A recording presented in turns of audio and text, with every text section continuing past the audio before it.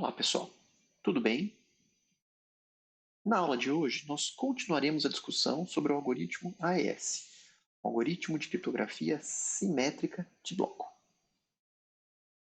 A aula está dividida em dois tópicos. Primeiramente, uma discussão sobre a estrutura do AES, ou seja, escrever de maneira bem simples as 4 funções que o AES utiliza em cada uma das rodadas para fazer justamente as permutações e as substituições. Discutir o funcionamento da decifragem e ver como a decifragem do AES é diferente do DES. E, por fim, discutir o funcionamento da última rodada do AES, que ela tem uma pequena diferença para as outras rodadas. O último tópico da aula envolve analisar o algoritmo de expansão da chave, ou seja, o algoritmo usado pelo AES para criar cada uma das subchaves que serão usadas nas rodadas. Começaremos então com a discussão sobre a estrutura do AES. Nós vimos na aula passada que o AES possui a seguinte estrutura.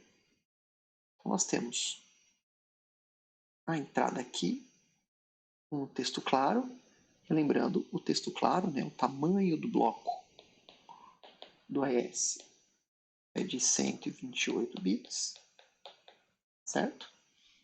Desse lado aqui nós temos a outra entrada do algoritmo, que é justamente a chave. E a chave aí, ela pode ter, são 3 tipos de chave possíveis. Então a chave K, ela pode ter 128, 196, certo? Ou 256 bits, certo? Ok. O algoritmo ele vai passar por uma expansão da chave, certo? E essa expansão da chave serve justamente para gerar cada uma daquelas chaves de rodada, Lembrando, esse é um algoritmo, simétrico que possui aquela ideia de cifra de produto. Então, nós precisamos de várias rodadas para atingir aí a transformação final do texto cifrado, certo? Vimos também que o AES, diferentemente do DES, ele opera com o tamanho inteiro do bloco. Tá? Então, aqui nós temos um tamanho de bloco de 128 bits, certo? E se for um AES aí, que tamanho de chave de 128 bits, ele também aí vai operar com um tamanho de chave de 128 bits. Então, as coisas acontecem aí dentro de todo o bloco. No DES, a função f, onde as coisas realmente aconteciam no DES, era somente em uma das metades do bloco, ou seja, somente em 32 bits aí no DES. Então, nós vimos o funcionamento em linhas gerais do AES na aula anterior, as rodadas, em cada uma das rodadas nós vimos que existem 4 funções, certo? Em cada uma dessas rodadas. E na última rodada, são 3 funções, 3 transformações até o texto chegar no estado final, no texto cifrado aí com 128 bits aí de tamanho de bloco, certo? Nós vimos também que esse número de rodadas ele pode aumentar de acordo justamente com o tamanho da chave.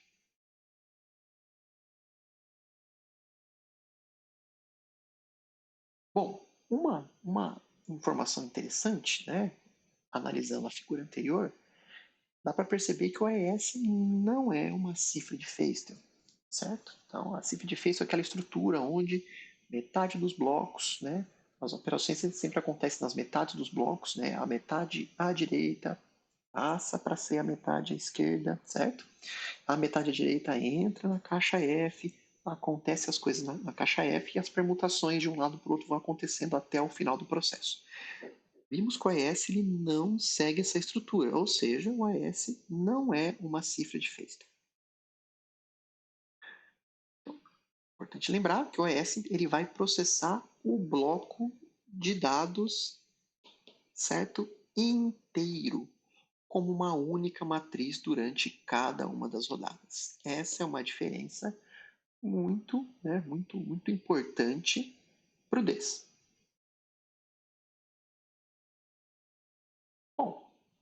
Apesar do AES não ser uma cifra de Feistel, ele não possuir uma estrutura, né, de Feistel, o modelo básico, né, de cifra de produto aí, de algoritmos simétricos modernos está lá, certo? Por quê?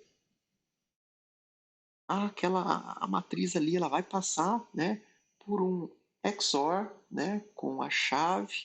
Nós veremos que essa é a funçãozinha ali, né, a add round key, certo? Adicionar a chave da rodada. Acontecem, né, dentro da função aí vai ter, dentro da rodada, nós teremos funções para difusão e confusão sobre o bloco, e ao final um outro XOR, né, do bloco com a chave e assim por diante. Ou seja, lá na década de 70, né, com o Feistel, com essa ideia de cifra de produto, ele já tinha sugerido essa ideia, né, de os algoritmos simétricos, né, deveriam ter essa estrutura, combinar, né, o bloco, né, com a chave, realizar difusões e confusões com o bloco, fazer, né, combinar novamente o bloco com a chave e assim sucessivamente. Então, esse processo ele mostrou-se bem seguro ao longo do tempo. Diversos outros algoritmos utilizam aí essa máxima dos algoritmos, né? Nasceu ali com o Feistel, que é justamente isso. XOR com a chave, certo? E substituições juntamente com permutações. Então aqui, né, nós teríamos várias funções, certo? Para realizar as substituições e permutações, e dentro dessas funções, em cada uma das rodadas aí, a chave é combinada com o bloco, né? A partir da operação de XOR, que nós vimos que ela é bem barata, é fácil de fazer, tá? E pode ser até paralelizada, né? Então, essa é uma estrutura que o OS acabou herdando, certo? Da cifra de produto aí que o Feistel elaborou lá na década de 70. Bom, uma coisa que é importante comentar sobre o OS, apesar da complexidade das operações ali dentro, certo? Ele ter aquela história da matemática, da estrutura algébrica, dos corpos algébricos, a estrutura em si do algoritmo, né, olhando ali por cima dele, ela é bem simples, né? Por quê? Primeiramente, acontece uma mistura do texto com a chave, tá? Que é justamente o uso aí né, a aplicação daquela add round key, certo?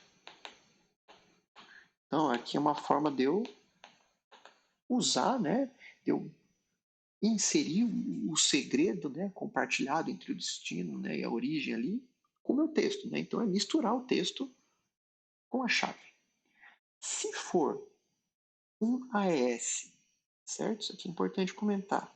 Um AES com tamanho de chave de 128 bits, né? Nós teremos aí 9 rodadas com 4 funções, aí, com 4 operações, né, para aplicar a difusão e a confusão no bloco de texto, certo? E a última rodada, somente 3 dessas funções são aplicadas, certo? Então veja, a estrutura do algoritmo é simples. Mistura o texto com a chave, 9 rodadas com 4 funções, certo? E a 10ª rodada com a aplicação de 3 funções. Os outros algoritmos concorrentes ali na época do concurso, né, do NIST, eles não possuíam essa simplicidade no fluxo de execução ou até nos componentes que formam as funções principais. Então isso foi um diferencial, certo, do AES comparado aí com os outros algoritmos, os concorrentes. Bom, vamos olhar brevemente aí o que faz cada uma das 4 funções do AES, certo? Lembrando, a ideia dessas 4 funções é justamente aplicar, né, inserir difusão e confusão no texto a partir de substituições e permutações. A primeira função, pessoal, é chamada de subbytes, certo? A subbytes é como se fosse a S-box ali do DES. A ideia é realizar uma substituição, certo? Byte a byte do bloco. Né? Agora, uma coisa importante. Né? O AES ele utiliza somente uma Xbox. Nós lembramos ali que o DES ali ele tinha algumas S-box. Né? Então, o DES ele tinha uma S-box para cada um, né? Eram divididos, os 6 bits eram divididos em 8 grupos, né, de bits. Então, o DES ele tinha 8 S-box. Cada uma, cada uma dessas 8 S-box tinha relação com a substituição que seria aplicada em um conjuntinho aí de 6 bits. Então, nós até brincamos ali. Por exemplo, a S-Box 1 ela vai ser aplicada em 6 bits. Né? 1, 2, 3, 4, 5, 6, certo? Então tinha uma tabela de substituição para esse cara, que era S-Box 1, vai ter S-Box 2 e assim por diante. O AES utiliza somente uma S-Box, né, para todas as rodadas. Então, além dessa substituição, né, usando uma tabela de substituição aí, né, essa função S-bytes que utiliza uma tabela, o AES também usa uma outra função chamada de shift rows. Né? Seria aí justamente o shift aí de um deslocamento de linhas, certo? Que tem a ver com uma permutação simples aí das linhas. A terceira função importante aí na estrutura do AES seria o mix columns, ou seja, uma mistura das colunas. Né? Lembrando que o AES, toda a estrutura do AES é possível de ser representada por uma matrizinha. Então, o mix columns novamente, é uma substituição, certo? Que vai utilizar, né, as propriedades aí de aritmética sobre grupos, que é aquela estrutura matemática a qual o AES é baseado. Então, até o momento, nós temos uma função para fazer substituição, certo? Uma função para fazer permutação e uma outra função para fazer substituição. Tá? Então, estamos aí trabalhando aí com difusão, né, e confusão. Beleza. A quarta função, né, que vai acontecer também dentro de cada uma das rodadas do AES, é justamente aquela add round key, ou seja, é adicionar a chave da rodada. E essa função é super simples, é basicamente um XOR aí, tá? Bit a bit, do bloco atual, do bloco inteiro, certo? Dos 128 bits aí, com uma parte da chave expandida, que nada mais é aí do que a famosa chave da rodada, né, usando o termo que a gente estava acostumado aí, quando a gente estava estudando o DES, certo? Então são essas 4 funções que vão aparecer nas rodadas do AES. Subbytes, substituição, shift rows, que é uma permutação, mix columns, que também é uma substituição, e a add round key, que é simplesmente aí um XOR do bloco atual com a chave da rodada. Eu não vou entrar mais em detalhes sobre essas funções, algumas delas são um pouquinho complicadas aí para entender o que está acontecendo, principalmente o mix columns, tá? Que envolve a questão de aritmética sobre grupos. O importante aqui é vocês entenderem que em cada uma das rodadas, essas 4 operações são utilizadas com o intuito de gerar difusão e confusão nesse texto que está sendo cifrado. Né? Uma outra coisa importante lembrar é que na última rodada, uma dessas funções aí, ela não será aplicada. Nós veremos que é a mix columns, depois eu vou explicar o porquê.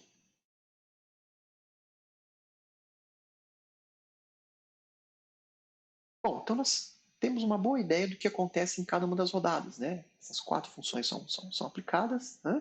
Então, na primeira rodada aí tem uma mistura, e logo já tem um add round key na primeira rodada. Certo? Perdão, antes de começar a primeira rodada, seria a rodada 0 aí, dentro de cada uma das rodadas, né, na rodada 1 até a rodada n-1, aquelas 4 funçõezinhas acontecem. Então vai rolar uma substituição, vai rolar uma permutação, depois uma substituição, depois uma mistura aí do bloco com a chave. Isso acontece aí por n-1 vezes. Bom, na enésima vez, nós vamos ter uma aplicação de 3 funções, né? Então vai ter uma substituição, uma permutação e o add round key, né? Para adicionar a chave da rodada. E o final desse processo, se for um AES com 128 bits, nós teremos aí ao final do processo um texto cifrado. Bom, mas como seria o processo aí de decifrar, certo? Do AES, tá? Bom, vamos dar uma olhadinha nesse processo. Da mesma forma que o DES, tá? O algoritmo para decifrar o texto, né, cifrado com AES, ele vai utilizar, né, as chaves, né, as subchaves, aqui a gente está usando o termo chave expandida, mas seria a mesma coisa aí que são as nossas subchaves, né? A gente já vai ver isso no próximo tópico. Essas subchaves, elas vão ter que entrar aí no processo de decifragem em ordem reversa. Nós já vimos isso aí na cifra de Face e no DES. Aqui no AES tem que acontecer a mesma coisa, certo? Porque se meu último bloco ali foi cifrado com a chave, com a subchave K10, né? Para decifrar esse meu bloco aí, eu vou ter que iniciar, né, o processo utilizando a chave K10 também. Tá? Agora, diferentemente do DES, o algoritmo de decifrar do AES ele tem algumas diferenças. Tá? Então, a operação de cifrar e decifrar no AES ela é diferente. Isso implica em dois algoritmos, certo? Então, tem que implementar um algoritmo de cifragem do AES e tem que implementar um algoritmo de decifragem do AES, inclusive com tabelas de substituição e tabelas de permutação distintas. Tá? Nós veremos que isso é uma consequência da estrutura do AES, né, em particular. Tá? Mesmo porque nós vimos que o AES não é uma cifra de Feiston, então ele não consegue obedecer aquela estrutura que nós vimos nas aulas anteriores da cifra de Feiston, no processo de decifragem. A decifragem, pessoal, ela pode ser vista aí, estudada com o auxílio dessa figurinha.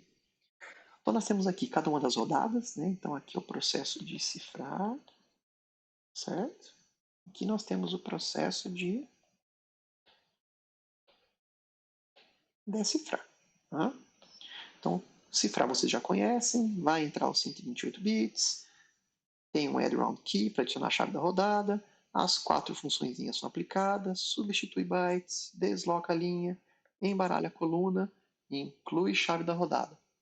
Isso acontece aí, né, até a rodada 9, obviamente, supondo que isso aqui é um AES com um tamanho de chave de 128 bits. E na última rodada, acontece, né, são 3 funções são aplicadas: a substituição de bytes, o deslocamento de linhas e a inclusão da chave da rodada. Isso vai me gerar o texto cifrado aí com 128 bits. O AES exige que, então, cada uma dessas funções aqui, então a primeira função aí seria, né, os subbytes, subbytes, temos aí, né, o deslocamento de linhas, o shift rows, certo? E temos aí o mix columns, certo? São as 3 operações aí que vão causar aí a difusão e a confusão. Para decifrar, essas 3 funções aqui, elas precisam, né, ser facilmente, né, inversíveis, certo? Então, eu vou ter que, no processo de decifrar, a entrada aqui, então nós temos aqui, ó, que é a rodada 1, certo? Do processo de decifrar. Na rodada 1, eu vou pegar o texto cifrado e a primeira coisa que eu vou fazer com ele é justamente fazer um add round key aqui, certo? Que o add round key tem a ver com XOR, né? O XOR tem umas propriedades bem interessantes aí que eu consigo, né, recuperar o meu texto original. Tem várias propriedades de XOR que me permitem chegar no texto original ali. Tá? Bom, então aqui eu vou pegar a última chave que foi utilizada, né, a chave da rodada 10, né, e vou fazer um add round key do texto cifrado com a chave 10. Feito isso, eu vou começar a fazer cada operação aí, justamente as operações, né, que foram aplicadas, mas eu preciso fazer essas operações aí o inverso delas. Então vai ter um inv, uma função chamada de inv subbytes, uma função chamada de inv shift rows, uma função chamada aí de inv mix columns, certo? Então, depois de adicionar a chave da rodada, o que eu preciso fazer? Seguindo aqui a minha ordem, eu preciso inverter o deslocamento de linhas, certo? Invertendo o deslocamento de linhas, o próximo passo dentro aí da minha, né, para né, começar a decifrar o meu texto na 10ª rodada na cifragem, que seria minha primeira rodada, agora eu vou ter que fazer um subbytes, certo? Ou seja, eu vou ter que fazer uma operação de inverter os meus bits substituídos. Né? E eu entro na rodada 9. Na rodada 9, a última coisa que foi feita foi o quê? Incluir a chave da rodada. Ou seja, a primeira coisa que eu tenho que fazer aqui seria incluir a chave da rodada. Agora é a minha, né, a chave da rodada seria a 9ª aqui. Né? O próximo passo na rodada 9, né, o que a gente fez aqui por último, né, foi embaralhar colunas. Ou seja, a próxima coisa que eu vou fazer aqui vai ser inverter esse processo, né, de embaralhamento das colunas, inverter colunas embaralhadas. E assim sucessivamente, certo? Até chegar aqui em cima, na rodada 10, onde as coisas vão acontecer somente, né? Então não tem mais 4 rodadas, né? Aí eu vou ter aí somente 3 rodadas, certo? Até chegar a minha chave da rodada final aqui para chegar no meu texto claro, certo? Então a ideia, pessoal, é basicamente isso, certo? Então eu vou tentar aplicar funções aí inversas de cada uma dessas funções que foram utilizadas para embaralhar, né, o meu texto, para embaralhar e para substituir o meu texto. Então vai ter um subbytes, vai ter um shift rows e vai ter um mix columns aí, certo? Eu acho que teve algum probleminha aqui. Tá, vamos lá. Só para deixar claro, na rodada 10 nós tínhamos três, né, três funções: subbytes, deslocar linhas e incluir chave da rodada. E na rodada 1, foi basicamente isso que foi feito. Né? Então a gente aplicou aqui a chave da rodada, né? Invertemos as linhas e invertemos os bytes substituídos. Né? O próximo passo já seria incluir, né, a chave da rodada, que já seria, né, com relação aí à última coisa feita na rodada 9.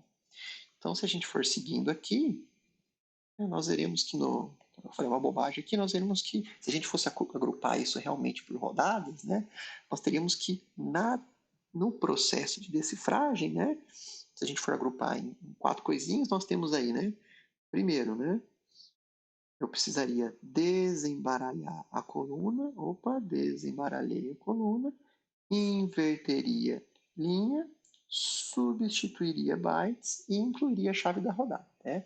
Então, aí sim, né, do processo de decifragem, se eu fosse encaixar isso, né, em rodadas, né, no processo de decifragem eu teria sim as 4 rodadas finais, justamente porque na rodada 1 eu tenho 4 funções que foram aplicadas, certo?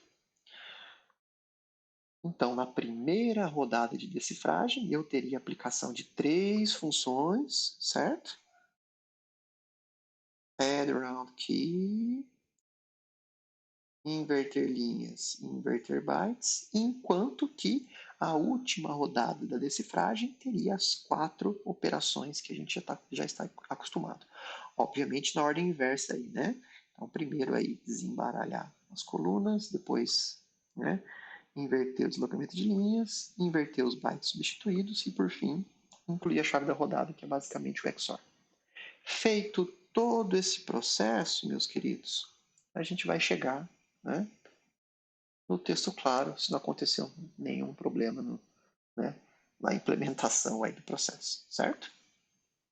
Então tem uma diferença bem interessante aqui do DES As funções, né, as operações utilizadas para gerar difusão e confusão, elas vão ter uma operação inversa associada a ela. Tá? Então, até no algoritmo do AES, depois for dar uma olhadinha no algoritmo, essas funções elas têm o nomezinho inv na frente, né? O inv subbytes, inv shift rows e o inv mix columns. Então tá aí, cada um dos estágios, né, ou funções, deve ser facilmente reversível, né, que é uma grande diferença para Cif de Feistel. E como é uma outra função que você vai ter que implementar aí, então o algoritmo de cifragem do ES, para o algoritmo de decifragem, ele exige, né, implementações diferentes, né, para cifrar e para decifrar, certo? A ideia basicamente é essa. Bom, o último tópico aqui dessa discussão sobre a estrutura do AES tem a ver com o que acontece na última rodada, certo? Então nós vimos que na última rodada a função mix columns ela foi omitida, né? Não existe uma execução de mix columns. Nós temos basicamente uma operação aqui de substituição, uma operação de permutação, então nós, né, estamos, né, fazendo confusão, fazendo difusão aqui, mas essa outra substituição, né, que seria justamente o mix columns, ela foi removida da última rodada do AES. Isso foi justamente uma decisão de projeto dos pesquisadores. Né? Então, se você for pegar para ler a documentação ali, a RFC do AES, você vai ver que eles decidiram tirar essa operação mix columns por uma decisão de projeto. E eles têm algumas justificativas para isso. Tá? Mas a principal delas é que a difusão proporcionada pelo mix columns, né, depois de vários testes que eles foram feitos, né, várias, não só testes, mas várias demonstrações também, enfim, das operações, essa difusão proporcionada pelo mix columns, ela acaba sempre atingindo a próxima rodada, certo? Então, quando eu aplico um mix columns aqui, a tendência é que na rodada 2 eu vou sentir esses efeitos. Como a rodada 10 é a última, né, esse efeito só estaria presente na rodada 11. Como nós não temos uma rodada 11, né, então eles decidiram aí, é por uma questão de desempenho do algoritmo, tá, não inserir o mix columns na última rodada. Então é mais uma questão, uma questão de trade-off mesmo, custo-benefício. Então vou tentar deixar o algoritmo um pouquinho né, um pouquinho melhor, desempenho melhor, removo essa operação, né, porque as contas foram feitas e eles viram que não tinha um ganho tão, né, não tinha uma perda tão grande de segurança no processo. Então, lá na RFC, na descrição do AES, eles demonstram que tal omissão não impacta aí na segurança do algoritmo, certo? Ou seja, eu remover o mix columns da rodada 10. Contudo, né, as pesquisas, né, o pessoal é um algoritmo aberto, o pessoal começa a investigar o que está acontecendo com esse algoritmo, o desempenho, segurança, enfim. Tem um paper aí de 2010, né, lembrando aí que o AES foi homologado, né, pelo NIST em 2001, né? Então, o concurso começou em 1997, né? Então, 9 anos depois aí apareceu um paper em que os autores eles argumentam que tal omissão ela pode sim enfraquecer o algoritmo, né? Então, não é um enfraquecimento que possa comprometer o uso do AES, longe disso, tá? O AES é super robusto, é o algoritmo padrão de fato hoje em dia, tá? De criptografia simétrica, mas é algo que sim, ela causa e poderia acontecer um ou outro ataque ou diminuir o custo de fazer ataque de texto claro, conhecido, ou de criptoanálise, né, de força bruta, com a omissão dessa mix columns na última rodada. Mas não é nada que impactou aí no uso do AES, enfim, na segurança do algoritmo em si, como um todo, certo? Então, como eu acabei de falar, o AES hoje em dia é o algoritmo padrão, né, da maioria dos sistemas que buscam garantir aí sigilo, né, confidencialidade, a partir de criptografia simétrica.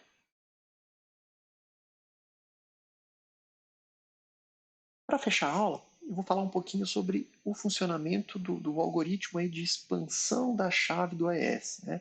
Vocês vão ver que ele tem bastante diferença para o DES. O do DES é muito mais simples do que o do AES, certo? Então a ideia aqui é entender como essa chave, né? Vou pegar o exemplo aí de 128 bits, né? Como uma chave K de 128 bits, né?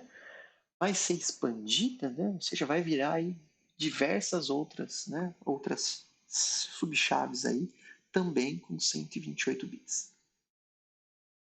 Bom, então, usando como exemplo a questão do tamanho de chave de 128 bits, o algoritmo de expansão de chave do AES ele utiliza como entrada, né? Uma palavra, né? Também uma chave aí, né? De 128 bits. Né? Certo, então, obviamente que se eu for utilizar um algoritmo, né, o AES, né, utilizando tamanho de chave de 256 bits, essa entrada vai mudar, o tamanho da entrada vai mudar. Bom, e a saída desse algoritmo, pessoal, vai ser um vetorzinho aí de 1408 bits, né? Ou 176 bytes, né? Ou 44 palavras. Tá?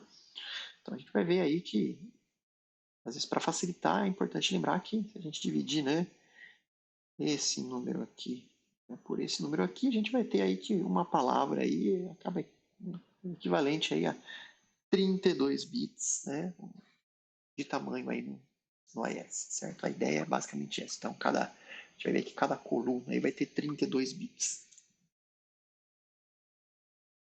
Bom, esse processo, né, vai ser suficiente para gerar 11 subchaves. Né? Nós precisamos de 11 subchaves. Lembrando que o AES de 128 bits, né, o AES com uma chave de 128 bits, ele tem 10 rodadas. Né?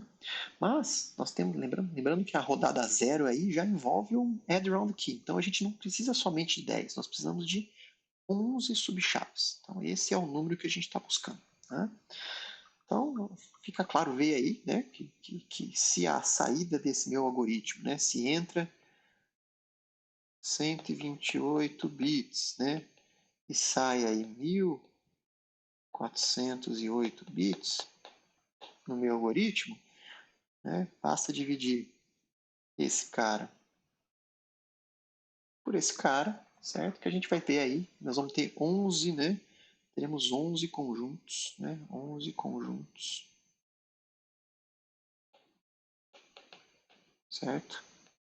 De 128 bits, que para a gente é mais do que suficiente. Né? Então, 10 desses 128 bits vão ser usados em cada uma das 10 rodadas, e esse outro sujeito aí, né, o primeiro, né, o 11º aí, essa outra subchave, vai ser utilizada na primeira rodada, né, na rodada 0 ali. Bom, então vamos ver aí os 4 passos, né, do algoritmo de expansão de chave do AES, mas para vocês terem uma ideia de como é que é diferente, né, esse processo do AES para o DES, como as coisas evoluíram aí, né, de 70, né, na década de 70 até, né, 2000, 90, no final da, né, 2000 aí, 1997, como as coisas evoluíram, certo? A ideia é basicamente essa. Bom, então, considerando uma chave de 128 bits, o primeiro passo é fazer o seguinte: a chave original ela vai ser copiada para as primeiras 4 posições de palavras, né, de um vetorzão aqui, gente, de 44 palavras. Então aqui eu tenho uma palavra, aqui a palavra 2, aqui a palavra 3, até a palavra 44, certo? Então lembrando que cada, né, cada coluna dessa aqui, pessoal, vai ter 32 bits, certo? Então essa aqui é a minha chave original, são os meus 128 bits, certo? Então o primeiro passo eu vou simplesmente copiar esse cara para cá, então vou ter 32 bits aqui, esse cara vem para cá, mais 32 bits aqui, esse cara vem para cá, são 32 bits aqui, e esse cara estaria aqui, certo? Seria o meu W3, beleza? Esse é o primeiro passo, né? Então eu simplesmente copiei a minha chave original, os meus 128 bits aqui, tá? Eu organizei eles de uma forma aí para eles ficarem em 32 bits, certo? Então vou ter 4 palavras aí de 32 bits. E aí agora a gente vai ter que uma forma, né? Nós vamos ter que tentar entender como preencher o restante aqui. Opa, vem até aqui, né? O restante aqui, ou seja, preenchi 4, né? 4 palavras, agora eu quero preencher as outras 40 palavras aqui. Ou seja, como isso é feito, né? Utilizando, né, essa minha entrada aqui de 128 bits. Então, nós vimos os dois primeiros passos. Importante. Então, isso vai acontecer de 4 em 4 palavras, tá? Então, no próximo passo aqui, teríamos o W4, o W5, o W6 e o W7, certo? Então, isso aqui, lembrando, isso aqui já foi preenchido, né? Com a minha entrada, com a minha chave, com 128 bits. Conhecendo isso, agora eu vou preencher esses 4 aqui, os 4 próximos. Conhecendo os 4 próximos, é possível preencher os outros 4 próximos e assim até o W43, aí, que seria a última palavra. Bom, a lógica é o seguinte, tá? Então vamos lá. 3 das 4 palavras, né, que vão ser criadas a partir daqueles 128 bits iniciais, são simplesmente um XOR da palavra imediatamente anterior, certo? E da palavra 4 posições atrás. Então vamos ver o que é isso. Então aqui eu tenho simplesmente, né, essa figura ilustra, né? Isso aqui são os meus 128 bits da chave K, meus 128 bits da minha chave original, certo? Então o que eu fiz aqui, esse cara aqui virou a minha palavra 0, esse aqui virou a minha palavra 1, esse aqui virou a minha palavra 2, né? E assim por diante, palavra 3. Então o que está dizendo aqui? 3 das minhas. A gente está querendo entender como eu vou preencher, né? Como é que eu vou criar o W4, W5, W6 e W7. Eu falei que 3 dessas 4 são simplesmente um XOR da palavra imediatamente anterior e da palavra 4 posições atrás. Então vamos pegar aqui o W6 de exemplo. O W6 vai ser o quê? Um XOR da palavra imediatamente anterior, que é quem? O W5, tá vendo ele entrando aqui, certo? O W5, junto do quê? Eu vou fazer um XOR também de quem? Com a palavra 4 posições atrás. Então, se é o W6, a palavra 4 posições atrás é justamente quem? O W2. Está aqui. Então, o W6 é simplesmente um XOR de W2, que são as 4, né, que é a 4, né, palavra, é a palavra 4 posições atrás, certo? E o W5, que é a palavra imediatamente atrás do 6, que é o 5. Certo? Então, se a gente for ver o 7, quem é o 7? O 7 é o quê?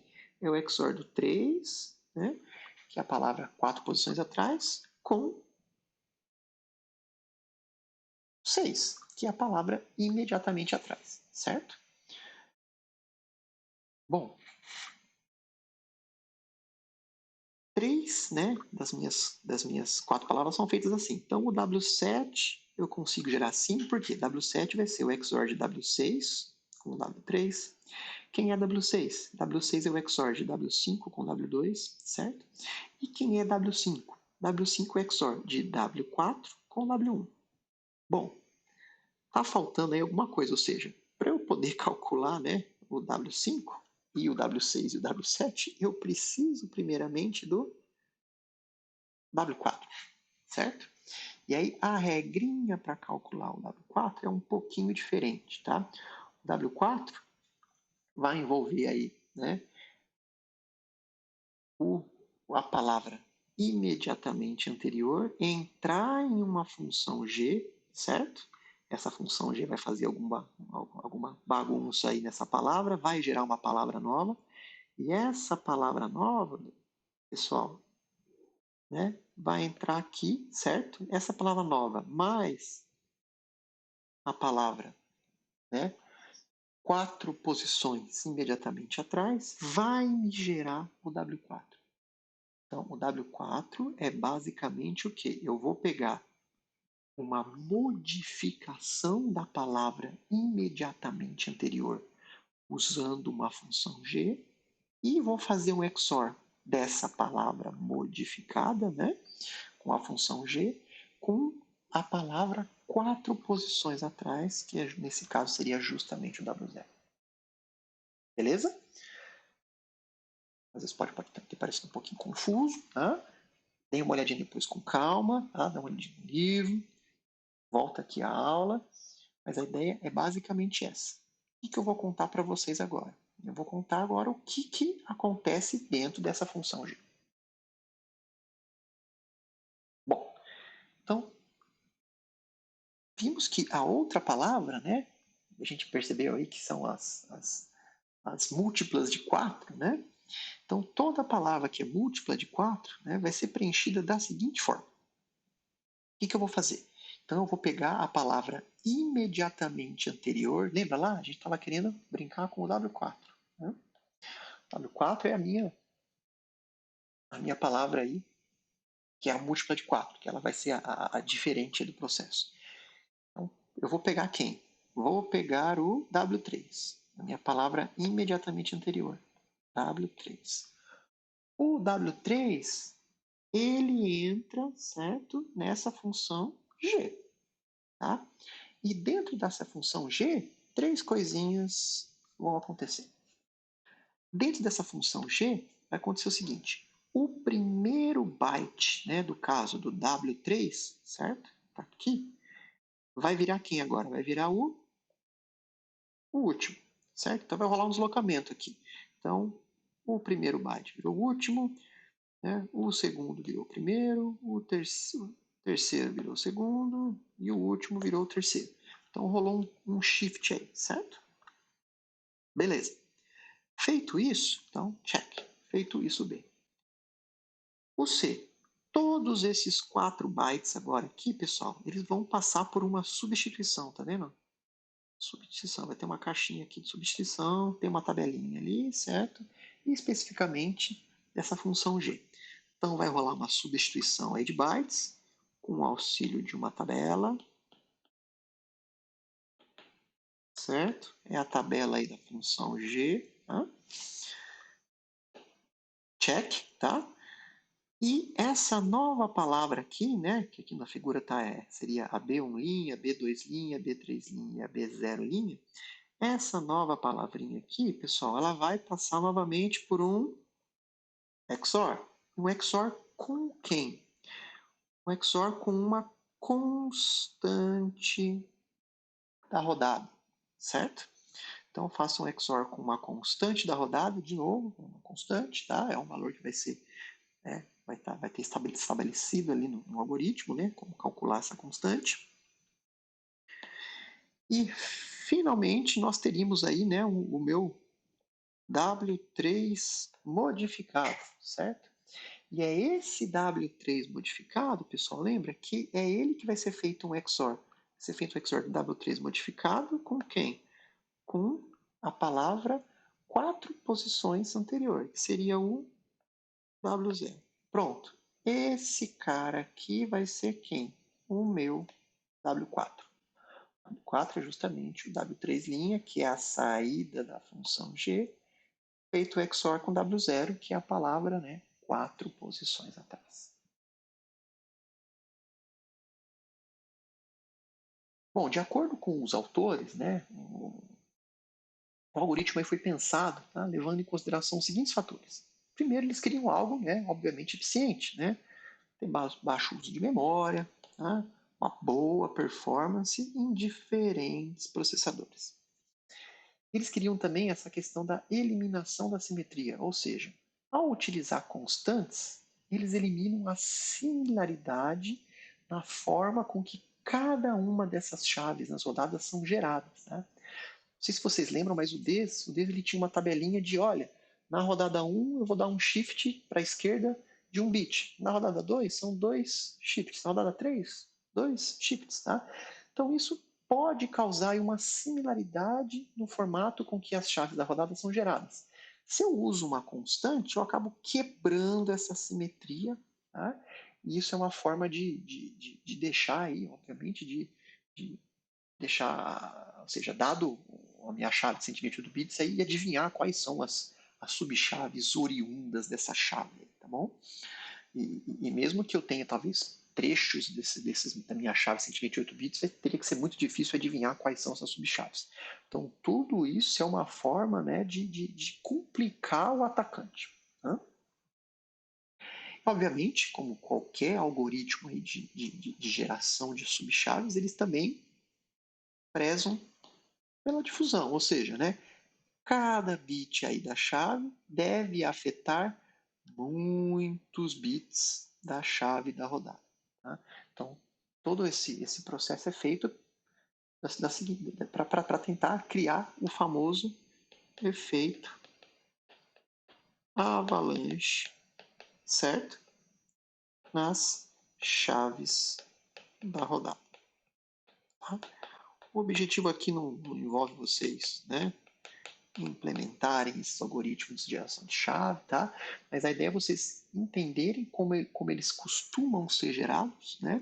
A ideia por trás do cara que bolou aquilo lá e principalmente entender como isso foi diferente, né? Do algoritmo aí que antecedeu o OS, que é o DES, certo? Bom, pessoal, essa foi o tópico de hoje. Com isso, a gente termina a explicação do algoritmo ES. Né? Espero que vocês tenham entendido o funcionamento e a estrutura básica do ES. E o próximo tópico vai envolver o último assunto sobre criptografia simétrica, que é justamente modos de cifra de bloco, ou seja, como esses algoritmos aí vão operar, né? Podem ser implementados em um sistema computacional. Então nós vamos ver que existem várias formas de operação de um algoritmo de cifra de bloco. Pessoal, muito obrigado e até a próxima.